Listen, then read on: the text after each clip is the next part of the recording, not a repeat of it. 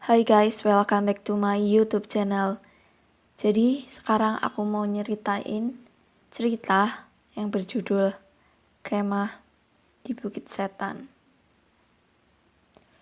Di suatu daerah terdapat bukit yang kerap dijadikan sebagai tempat perkemahan. Dilihat dari kondisi tempatnya dengan pepohonan yang sangat rindang, ditambah adanya aula di tengah bukit ini. Tak jauh dari aula pun terdapat danau yang biasanya digunakan sebagai tempat outbound. Kesan mistis bukit ini ditambah dengan adanya pembunuhan yang pernah terjadi di bukit itu. Selain hawa kematian yang masih kental, ditambah dengan larangan tidak boleh memainkan gending. Konon, di bagian gapura, sebelum memasuki aula juga dijaga oleh sepasang harimau gaib. Jadi di sini aku ada 3 tokoh yang berperan, yaitu ada Aksa, Farid, dan juga Ray. Aksa di sini adalah pemimpin sangga dari kelompok 1, Farid adalah pemimpin sangga dari kelompok 2. Jadi pemimpin sangga di sini itu adalah ketua dari suatu tim dalam perkemahan. Sedangkan Ray adalah seorang anak indigo. Cus, kita langsung aja ke ceritanya ya guys. Jadi ceritanya, sekolah Aksa akan mengadakan perkemahan, di mana perkemahan itu diadakan setiap tahun. Dan perkemahan juga diadakan selama 3 hari. Aksa pun dan pimpinan sangga lainnya turut serta dalam acara tersebut. Aksa dan anggota yang lainnya pun mendirikan tenda bersebelahan dengan tenda kelompok Farid. Malam pun datang. Saat itu hujan pun turun sangat deras. Aksa yang waktu itu ada di tenda tepat tengah malam pun mendengar suara gending. Alunannya sangat keras. Dan keesokan harinya pun ia menceritakan hal yang semalam ia dengar kepada Farid.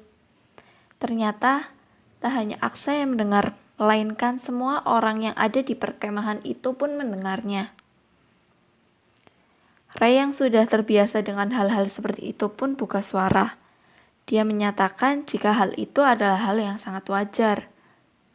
Kemudian Ray juga meminta agar semua peserta yang ada di acara tersebut menjaga tata keramanya. Yang Aksa kagetkan adalah Ray sempat bercerita jika tenda yang ia tempati ada sesuatu yang tidak beres, ada sesuatu di sana. Ia menyatakan bahwa ada kaki yang sangat panjang tepat di pintu masuk tenda. Malam kedua pada perkemahan itu pun diisi dengan pentas seni. Setiap tenda harus dijaga oleh 2 orang.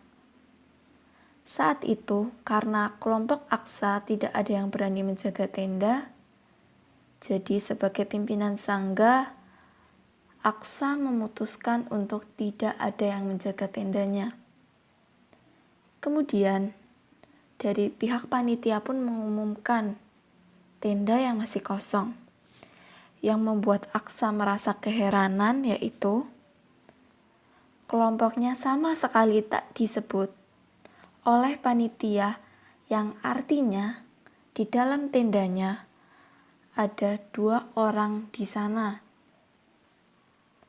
Aksa pun bertanya kepada panitia bagian keamanan yang mengecek sekeliling tenda.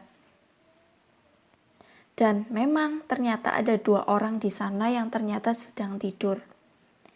Ini pun membuat peserta di tenda semakin merinding. Malam ketiga ini sama seperti biasa, seperti malam-malam sebelumnya. Pentas seni diadakan.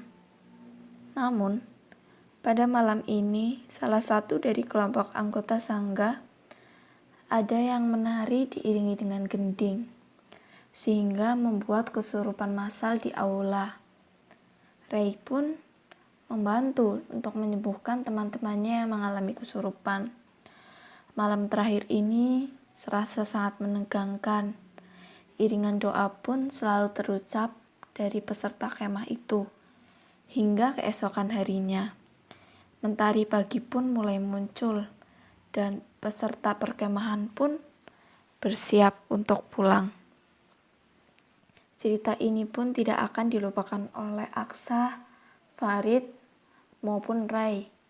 Cerita yang sangat menyeramkan, di mana Aksa untuk pertama kalinya dia melihat kesurupan dengan orang-orang yang memang berteriak histeris di sana. Ini membuat pelajaran bagi kita semua agar selalu menjaga tata krama, berdoa kepada Yang Maha Kuasa, serta tidak melakukan hal-hal yang melebihi batas. Sekian guys cerita dari saya.